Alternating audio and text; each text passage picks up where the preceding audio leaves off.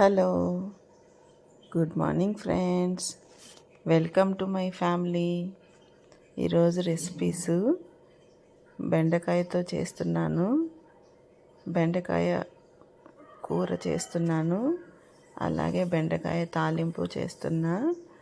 మధ్యాహ్నం అన్నంలోకి కొంచెం సంగటి కూడా చేస్తున్నాను. అవన్నీ ఈరోజు వీడియోలో చూపిస్తాను, మీరు కూడా చూసేయండి. ఈ వీడియో మీకు నచ్చితే లైక్ చేసి షేర్ చేసి సబ్స్క్రైబ్ చేసుకోండి ఫ్రెండ్స్. ఓకే, ఇప్పుడు ప్రాసెస్లోకి వెళ్దాము.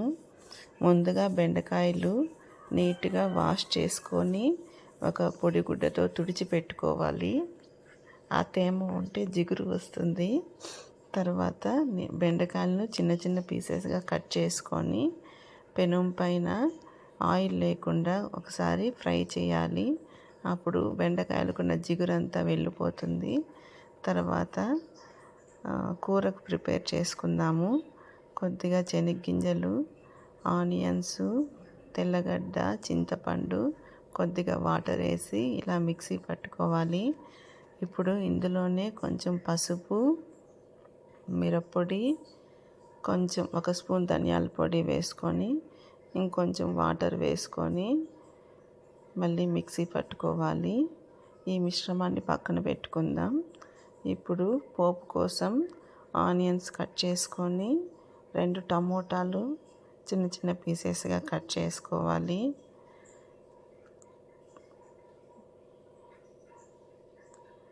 కొద్దిగా కరివేపాకు కూడా వేసుకోవాలి. ఇప్పుడు పెనం పైన కరివేపాకు ఇక్కడ చూపిస్తున్నాను చూడండి. ఇప్పుడు కొత్తిమీర కూడా కొంచెం తీసుకున్నాను. రైస్ కూడా చేస్తున్నాను, వైట్ రైస్. కొంచెం వైట్ రైస్ కొంచెం ఇలా పొంగిన తర్వాత పక్కన పెట్టుకోండి. ఇప్పుడు ఒక కడాయి తీసుకొని అందులో ఆయిల్, పోపు దినుసులు వేసుకొని ఆనియన్స్, కరివేపాకు వేగనివ్వాలి. కొంచెం ఇలా రెడ్ కలర్లోకి, బ్రౌన్ కలర్లోకి రావాలి. కొంచెం బ్రౌనిష్గా వచ్చిన తర్వాత టమోటా పీసెస్ అందులో వేసుకోవాలి.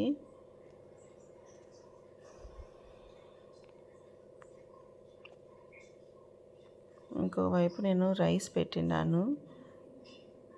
రైస్ కొంచెం ఉడికిందా లేదా చెక్ చేస్తున్నాను. రైస్ బాగా ఉడికింది. ఇప్పుడు ఈ వాటర్ని అంతా వంచేసేయాలి.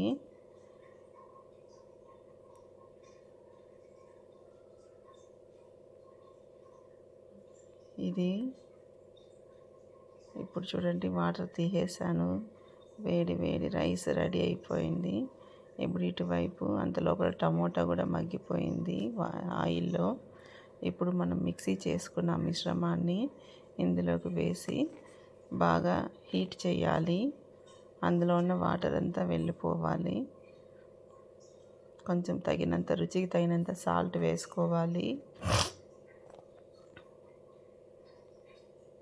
మళ్ళీ ఇప్పుడు ఫ్రై చేసుకున్న బెండకాయ పీసెస్ ఇందులో వేసుకోవాలి.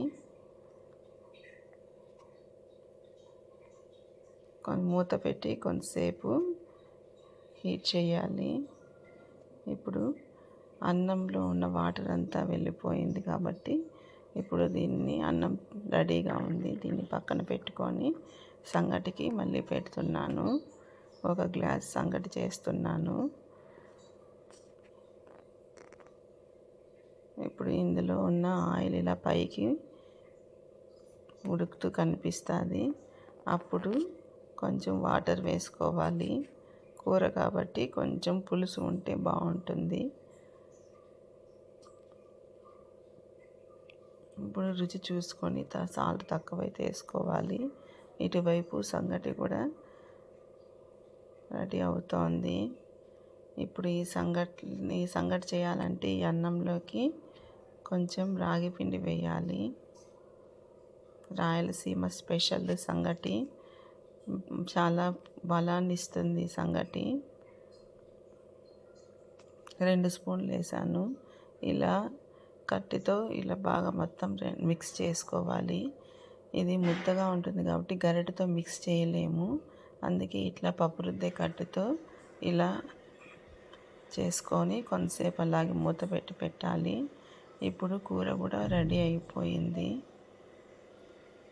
వేడిగా ఉన్నప్పుడు ఈ సంగటిని ముద్దగా చేసుకోవాలి, లేకపోతే ముద్దకు రాదు. మధ్యలో వాటర్తో తడుపుకుంటూ ఒక బౌల్లో వేసి రౌండ్ సర్కిల్ లాగా చేసుకోవాలి. నేను కరెక్ట్గా 2 ముద్దలే చేశాను.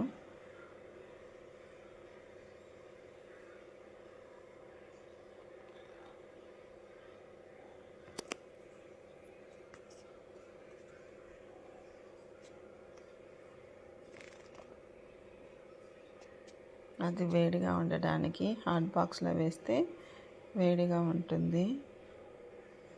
ఇప్పటికి నేను బెండకాయ కూర కూడా రెడీ అయిపోయింది.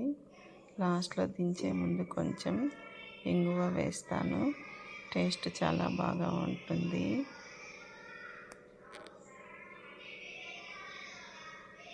ఇప్పుడు మళ్ళీ బెండకాయ తాలింపు చేయాలి కదా. తాలింపు కోసం మళ్ళీ కొన్ని బెండకాయలు కట్ చేసుకుంటున్నాను. చాలా ఈజీ తాలింపు, చాలా టేస్ట్ కూడా ఉంటుంది. దీనికి నేను శనగింజల పొడి వేయకుండా మిరప్పొడి, ధనియాల పొడితో చేస్తాను. చాలా బాగా ఉంటుంది.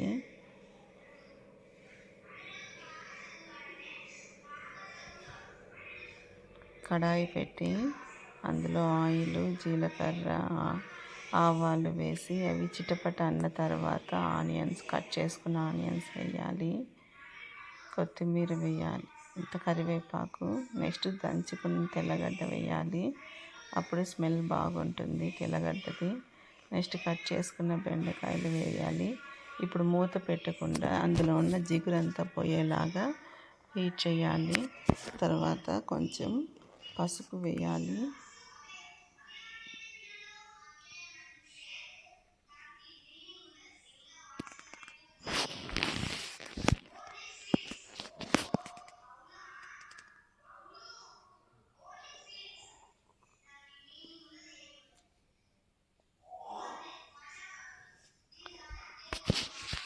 ఇప్పుడు మూత తీసి ఒకసారి చెక్ చేయాలి.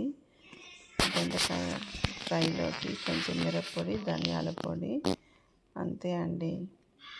ఇంకొంతసేపు ఇది వెయిట్ చేస్తే సరిపోతుంది. సాల్ట్ లాస్ట్లో వేసుకోవాలి, ముందే వేస్తే జిగురు ఇంకా ఎక్కువ అవుతుంది. ఇప్పుడు కొద్దిగా కొత్తిమీర చల్లుతున్నాను. ఇంకొక 2 మినిట్స్ అంతే. వేడి వేడి బెండకాయ ఫ్రై రెడీ. Thank you.